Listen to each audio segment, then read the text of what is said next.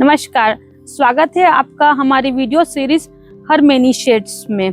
देखिए, काम का कोई पहनावा नहीं होता है और रोज काम के लिए घर से बाहर जाने के लिए बहुत साहस की आवश्यकता होती है।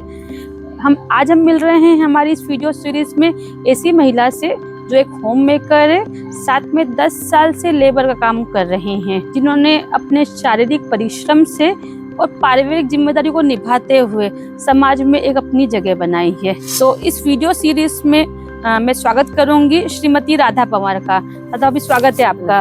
नमस्ते। राधा भाभी, कितना टाइम हो गया आपको ये काम करते करते? 10 साल हो गए। 10 साल हो गए। परिवार में कौन कौन है? बेटी है, बेटा है, बहू है।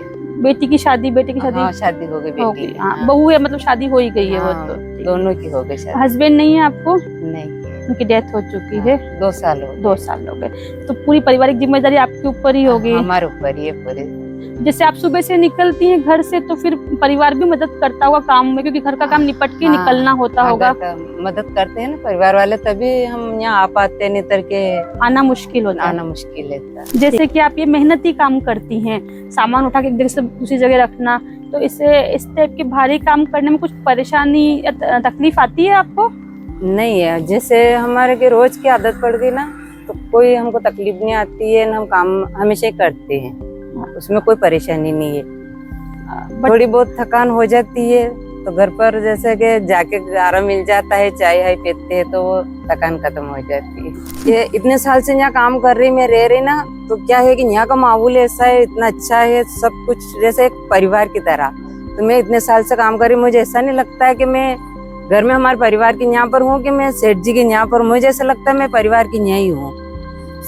शुरू से मैं ऐसे ही लगता है, यहाँ पर आती हूँ काम करना, मुझे कोई ऐसा नहीं लगता कि मैं वहाँ हूँ कि यहाँ हूँ। जैसे कि राधा भाभी आप हैं, या आपके साथ बहुत सारी महिलाएं भी होंगी जो आपसे कम उम्र की भी होंगी, कुंवारी लड़कियां भी आती हैं अक्सर यहाँ पर। तो जैसे पीरियड्स के दिन होते हैं, थोड़े मुश्किल दिन होते हैं, तो उस टाइम काम करने में कुछ दिक्कत आती है आपको? दिक्कत तो आती है थोड़ी बहुत, हल्की, पर वो आदत से पड़ गई है। तो क्या है कि मैनेज कर लेते हैं हम, आराम कर लेते हैं, पानी भरपूर पीते हैं हम, और तो हो जाता है। और आपको अब आदत भी बन गई होगी? आदत भी बन गई अब। तो क्या है कि हम रोज करते हैं ना, तो हमारे लिए क्या है कि वो मुश्किल नहीं है।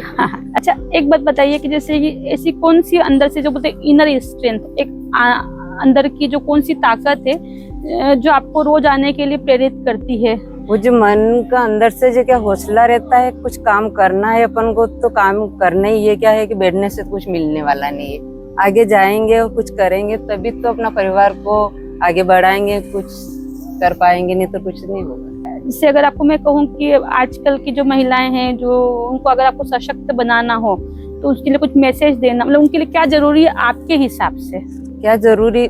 बेटी को के पढ़ाओ, बेटी को पढ़ाओ लिखाओ, उनको आगे बढ़ाओ, और उनकी उम्र के बिना ब्याह मत करो उनका। बाल विवाह मत करो उनको।